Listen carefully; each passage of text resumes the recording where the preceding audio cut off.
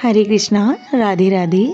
हम सभी साधक श्री चैतन्य चरितावली श्रवण कर रहे हैं। प्रसंग है श्री चैतन्य शिक्षाष्टक गतांक से आगे।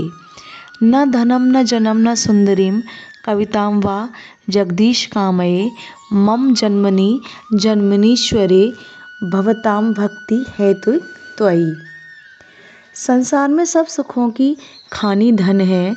जिसके पास धन है उसे किसी बात की कमी नहीं। धनी पुरुष के पास गुणी पंडित तथा भांति भांति की कलाओं के कोविद आपसे आप ही आ जाते हैं। धन से भी बढ़कर शक्तिशालिनी जन संपत्ति है, जिसकी आज्ञा में 10 आदमी हैं, जिसके कहने से अनेकों आदमी क्षण भर में रक्त बहा सकते हैं। वह अच्छे अच्छे धनिकों की भी परवाह नहीं करता।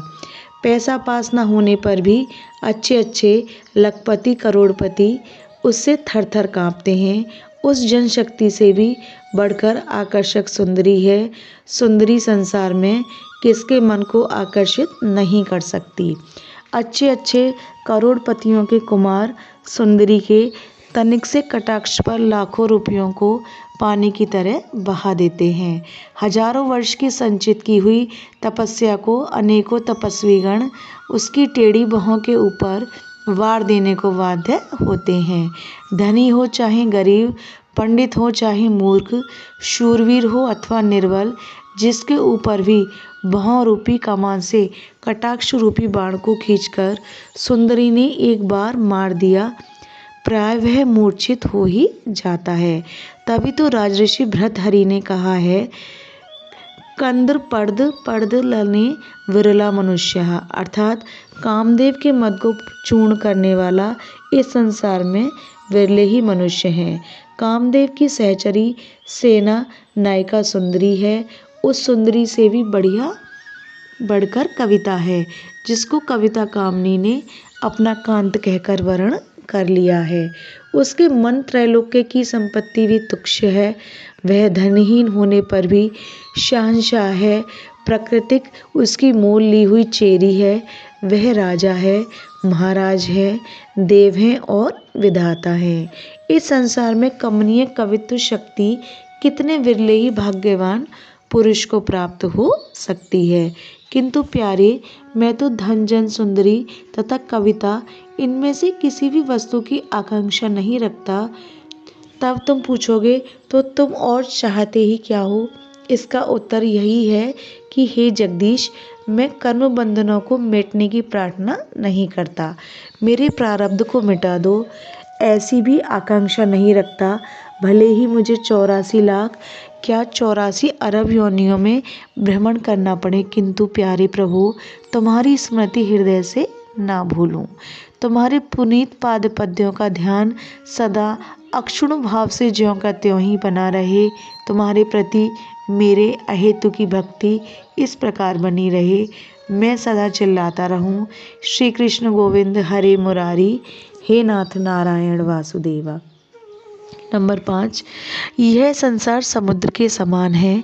मुझे इसमें तुमने क्यों फेंक दिया? हे नाथ, इसकी मुझे कोई शिकायत नहीं है। मैं अपने कर्मों के अधीन होकर ही इसमें गोते लगा रहा हूँ, बार बार डूबता हूँ और फिर तुम्हारी करुणा के सहारे ऊपर तैरने लगता हूँ। इस अथाह सागर के संबंध में मैं कुछ भी नहीं जानता कि यह कितना गहरा है, किंतु हे मेरे रमण, मैं इसमें डुबकियाँ मारते मारते थक गया हूँ।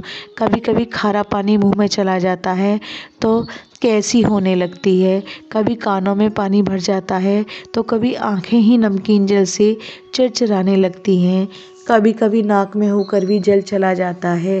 हे मेरे मनोहर मल्लाह, हे मेरे कोमल प्रकृति केवट, मुझे अपना नौकर जानकर, सेवक समझकर कहीं बैठने का स्थान दो। तुम तो ग्वाले के छोकरे हो ना, बड़े चपल हो, पूछ सकते हो इस अथाह जल में बैठने के लिए तुझे स्थान कहाँ दूँ? मेरे पास नाव भी तो नहीं जिसमें तुम्हें बिठा लूँ। तो हे मेरे रसिक शिरोमणि, मैं चालाकी नहीं करता, तुम्हें भुलाता नहीं, सुझाता हूँ। तुम्हारे पास एक ऐसा स्थान है जो जल में रहने पर भी नहीं डूबता, और उसमें तुमने मुझे जैसे अनेकों डूबते हुओं को आश्रय दे रखा है। तुम्हारे ये अरुण वर्ण के जो कोमल चरण कमल हैं, ये तो जल में ही रहने के आदी हैं।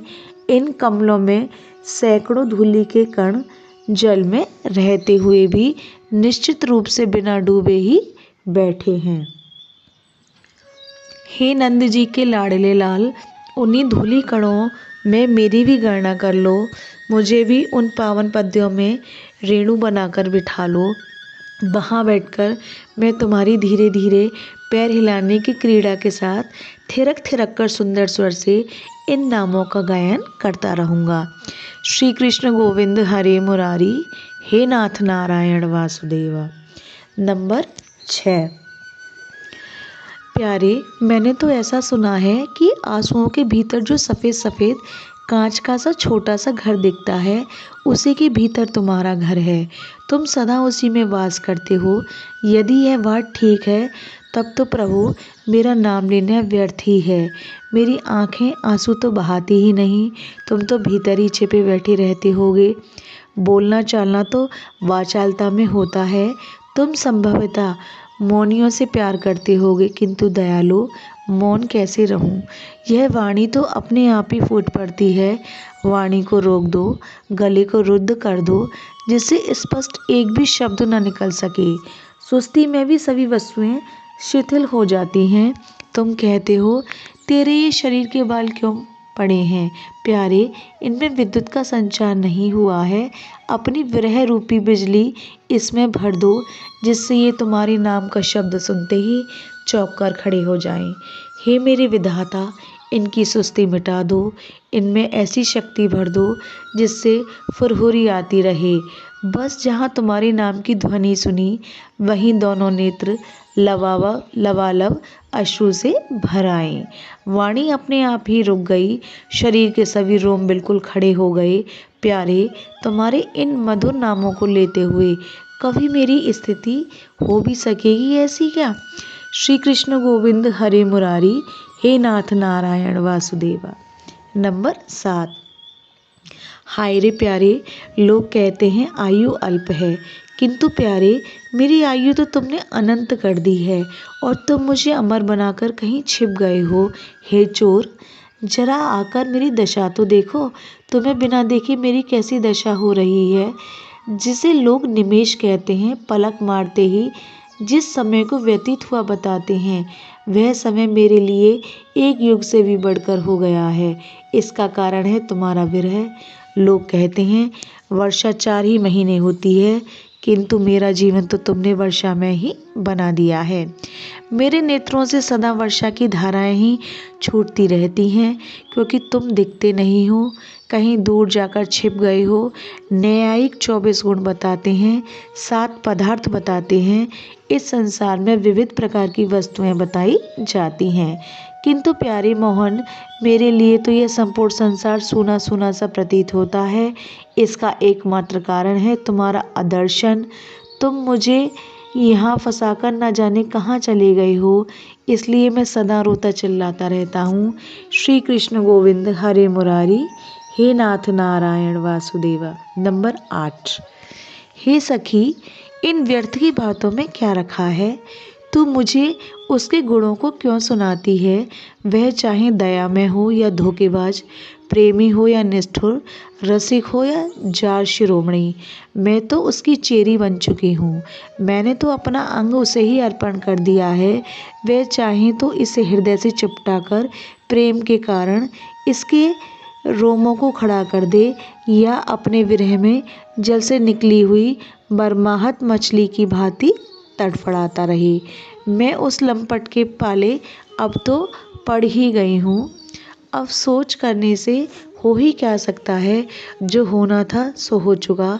मैं तो अपना सर्वस्व उस पर बांट चुकी हूँ।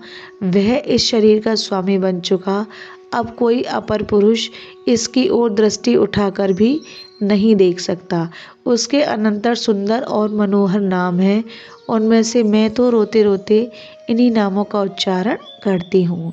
श्री कृष्ण गोविंद हरे मुरारी, हे नाथ नारायण वासुदेवा। प्रेमी पाठकों का प्रेम दिन दूना रात चौगुना बढ़ता रहे। क्या इस भिखारी को भी उसमें से एक कण मिलेगा? इति शम। यह प्रसंग अब यहीं विश्राम लेता है। हरे कृष्णा, राधे राधे।